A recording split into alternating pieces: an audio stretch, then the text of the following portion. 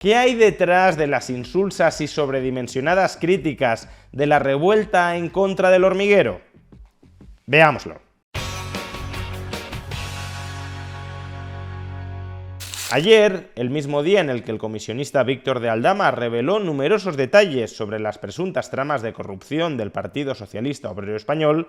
se armó una enorme polémica entre dos programas de éxito nocturno: La Revuelta, emitido en Radio Televisión Española, y El Hormiguero, emitido en Antena 3. Y es que La Revuelta, el programa presentado por David Broncano, iba a entrevistar anoche al campeón mundial de MotoGP,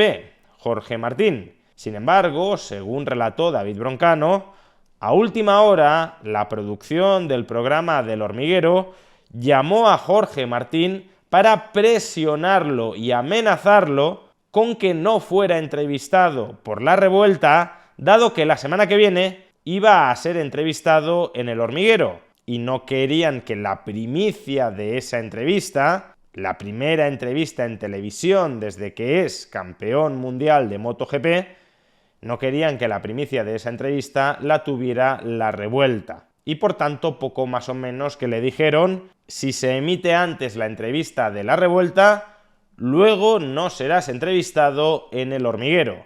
Y Jorge Martín, al parecer, se echó atrás, canceló a última hora la entrevista y dejó sin invitado durante esa noche a La Revuelta. Y como se quedaron sin invitado y no quisieron buscar un nuevo invitado de última hora, organizaron todo un programa emitido en la televisión pública criticando las artes mafiosas del Hormiguero para levantarles los invitados a La Revuelta. No solo eso, los propios informativos de Radio Televisión Española o el propio programa matinal de Televisión Española sobre actualidad política y social también han informado del juego sucio, de las presiones mafiosas ejercidas por El Hormiguero sobre los invitados de La Revuelta para que no sean entrevistados en este programa. La polémica, por supuesto, también llegó a las redes sociales, en las cuales llegó a opacar, a soslayar la que desde luego era la polémica del día: las declaraciones del comisionista Víctor de Aldama inculpando a la plana mayor del Partido Socialista y del Gobierno de España en un escándalo de corrupción. Y sobre todo esto creo que merece la pena hacer tres reflexiones. En primer lugar, los hechos no fueron exactamente tal como lo relató el propio David Broncano desde Televisión Española. En el relato de Broncano, como poco, se omiten determinadas circunstancias que son claves para entender lo sucedido. El quid de la cuestión parece residir en que la empresa organizadora del Mundial de MotoGP, Dorna, había llegado en marzo a un acuerdo con A3 Media, el grupo de comunicación propietario de Antena 3, donde se emite El Hormiguero, había llegado a un acuerdo con A3 Media para venderle los derechos de emisión en exclusiva de los grandes premios de MotoGP. Además, y según confirma el propio diario El País, a comienzos de noviembre, El Hormiguero cerró una entrevista a celebrarse a finales de noviembre con Jorge Martín antes incluso de que se proclamara campeón del mundo. Fue con posterioridad, después de que El Hormiguero cerrara esta entrevista con Jorge Martín, cuando La Revuelta también cerró una entrevista con Jorge Martín que quiso celebrarla antes de la fecha en la que iba a emitirse la entrevista del Hormiguero a Jorge Martín. Y a partir de este punto las versiones difieren. Hay una versión que sostiene que Jorge Martín, a través de Dorna, tenía comprometida la primera entrevista en televisión, la primicia de la entrevista en televisión, con El Hormiguero. Parece que tiene cierto sentido mediático que si el campeón del mundo es un español, la primera entrevista en televisión la conceda a un programa del grupo A3 Media, que es el grupo, repito, que en España ha comprado en exclusiva los derechos de emisión del Mundial de MotoGP. Y hay otra versión que sostiene que no había ningún contrato de primicia firmado,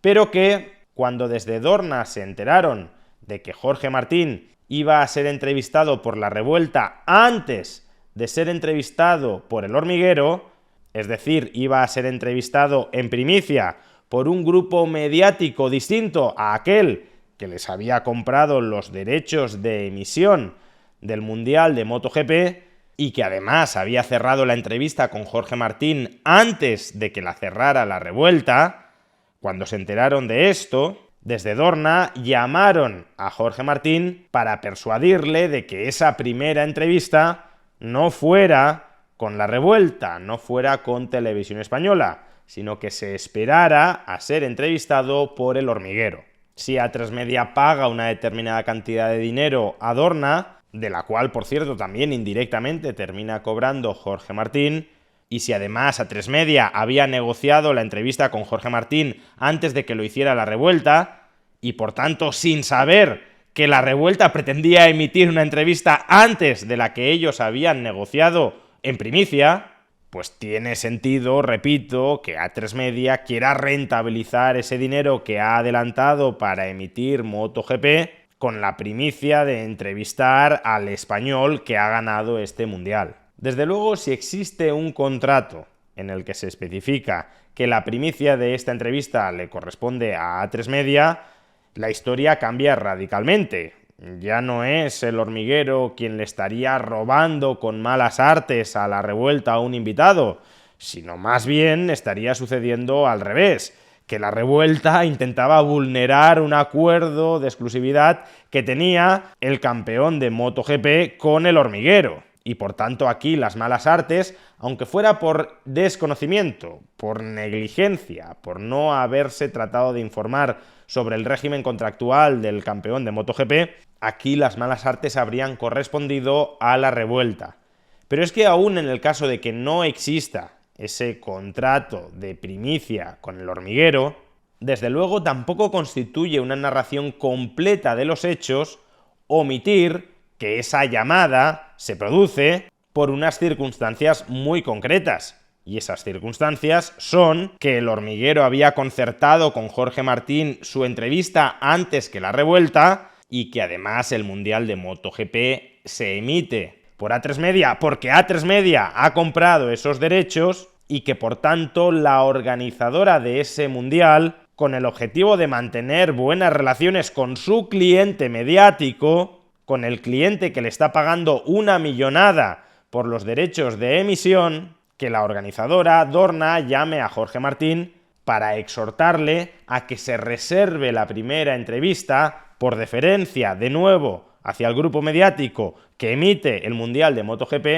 que se reserve esa primera entrevista para El Hormiguero. Aun cuando esto último nos pudiera parecer juego sucio del Hormiguero en contra de La Revuelta, desde luego, este contexto constituye un muy claro atenuante del juego sucio, que sería simplemente: no me gusta que tú hayas conseguido antes este invitado que no tiene ningún tipo de relación contractual ni mediática con mi grupo de comunicación, y como me emberrincho porque querría haber conseguido yo antes la entrevista, entonces amenazo y presiono al invitado con las 7 plagas de Egipto si no decide cancelar tu entrevista y concederme a mí la primicia. Porque es que, recordémoslo, la producción del Hormiguero sí había negociado antes que la producción de La Revuelta esa entrevista con Jorge Martín en Atresmedia. Pero es que además, y por si todo esto fuera poco, resulta que finalmente La Revuelta sí grabó su entrevista con Jorge Martín,